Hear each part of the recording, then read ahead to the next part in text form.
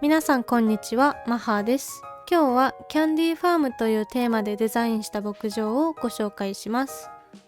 実際に牧場を歩き回りながら場所ごとにどのようなイメージでデザインしたかとか、難しかったところ、気に入っているところ、あとは使用したモッドなども一緒に紹介しながら牧場ツアーをやっていきたいと思います。今回のキャンディーファームという牧場デザインのコンセプトは、こちらのお菓子の家に住んでいる私パティシエが自分の畑で採れた作物だとか果物を使ってスイーツを作って販売していますよという設定で牧場デザインをしてみました。では家の右の方から紹介していきますね。こちらはこのスイーツショップの展示コーナーみたいなイメージで、こうしたお菓子だとか飲み物を販売していますよというイメージの場所です。ここら辺に置いたものはすべて家具カタログに入っている家具ですね。ナノズレトロスタイルファニチャーというモッドを使ってこのように家具の見た目を変えています。この後ろに植えたのはカエデの木なんですけれども、こちらはブルーグラスリカラーというモッドで見た目が変わっています。続いて家の左の方には鳥小屋を建てました。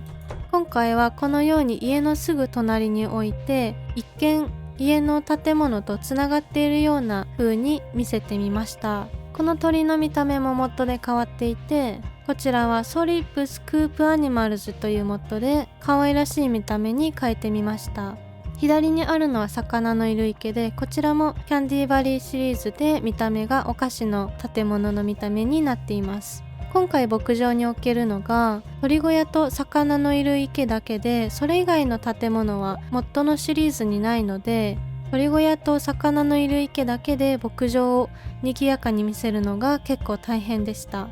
それでは次のエリアは上の方ですね。こちらはお庭を作りました。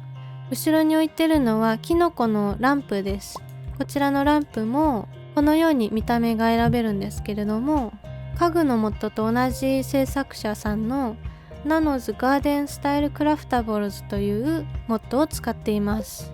こちらの白い木は松の木で、雲の木の見た目になっているマジカツリーズというモッドを使っています。続いて下の方には畑を作りました。こちらの畑のポイントはウサギを置いたことですね。このウサギはかかしがウサギの見た目になっていて、このように種類も選べるんですけれども、今回はウサギが作物を収穫しているようなイメージになるように置いてみました。このようにバスケットの見た目になっているチェストも一緒に置くことで、ウサギが作物を収穫しているように見えるんじゃないかなと思いました。今回作物にもモッドを入れていて、少しだけ色をトーンダウンするというモッドなんですけど、見た目もこのように変わっています。こちらはベタークロップス&フォーレジングというモッドで、バニラだと作物の色が少し鮮やかすぎて目立ってしまうので入れることにしました。こちらはウサギによる種製造マシンコーナーです。上の方で育てている作物の種をこちらのエリアでウサギがそれぞれ作っているというイメージでデザインしてみました。ここら辺はスペースが狭いのと難しい形をしているエリアだったので、4種類の作物それぞれの種製造コーナーをどのように置くかっていうのが少し難しかったですね。この右の方はアヒルの小屋になっています。こちらに小さい池があるので、ここはアヒル専用の小屋にして、アヒルが泳ぐ姿を見れたらいいなということで、アヒルを4匹飼っています。ここに置いてあるピンクのものはミミズ飼育機ですね。池にカニカゴを少しこのように浮かべたので、そのつながりでミミズ飼育機をこのように置いてみました。続いてこちらは製粉機のコーナーですね。この製粉機は私が今回気に入っているものの一つなんですけれども、猫がこのように窓から覗いているのがとっても可愛いなと思います。こちらはミルニフィセントコラボというモッドになってます。製粉機の茶色とフェアリーローズの紫がいい組み合わせになるかなと思ったので、こちらのエリアでは製粉機とフェアリーローズを並べる場所ということにしてみました。ここでもうさぎが、蜂の巣箱を作業しているという感じにしています。この蝶々はスプリンクラーで、このように色も選べるようになってます。ここら辺に置いてある白い棒のようなものは避雷針で、こちらもこのように種類が選べます。続いて上の方に戻って、こちらに置いたのは温室です。温室はまた別でモッドを入れて、タンガフォレストビルディングスというモッドの温室だけ採用させてもらいました。お菓子の家のモッドに合う温室がなかなか見つからなかったんですけれども、こちらのモッドは色合いも結構マッチしているんじゃないかなということで、今回使うことにしました。後ろに植えたのはオークの木で、とても鮮やかな赤が綺麗ですよね。その奥にあるのが鳥小屋です。今回牧場に建てられる建物が鳥小屋と魚のいる池しかないということで、鳥小屋は本当にいろいろなところに建てるようにしました。ちなみにこの牧草もモッドで見た目が変わっていて、こちらはワイルドフラワーグラスフィールドというモッドです。この牧草も気に入っているモッドの一つですね。で、その下は果樹のコーナーになります。今回は秋ということでザクロとリンゴを植えています。こちらの果樹にもミニフルートトリーズというモッドを使っています。ここでもウサギが果物を収穫しているような見た目にしてみました。続いてこちらのコーナーはウサギが作物を加工している場所というイメージです。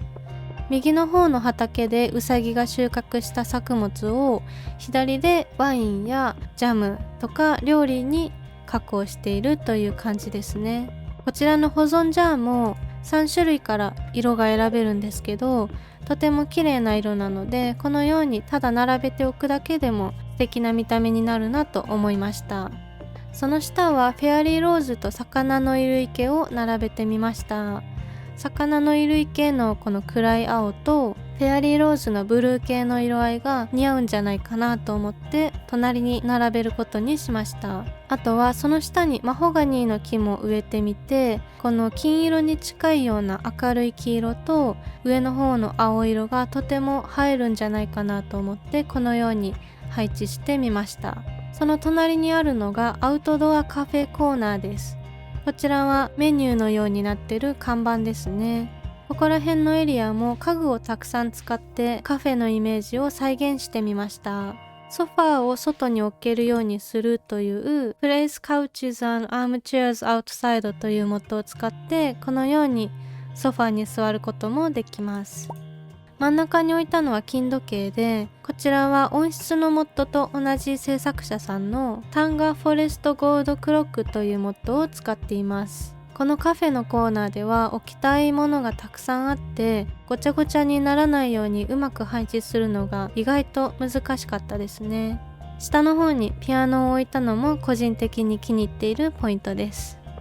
続いてこの中央の大きな池にはこのようにクモの木を沿わせて植えてみました。シンプルですがこちらも個人的に気に入っている場所ですね。この左の方にはうさぎ小屋を作りました。このお菓子の家の見た目になっている建物とクモの木がとてもマッチしているなと思って、クモの木に囲まれたお菓子の家というイメージでこちらを作ってみました。下の方にはひまわり畑を作りました。こちらの牧草の元のひまわりがとても好きなので、それがメインになるようなコーナーが欲しいなと思って池を囲むようにひまわり畑を作ってみました。その左の方にはクモの木をたくさん植える場所ということで作ったんですけれども、上にある鳥小屋の周りのイメージと少し被ってしまうので、この中に魚のいる池を置いてみました。クモの木だけだと物足りなかったので、間に少しだけ他の木も混ぜてみました。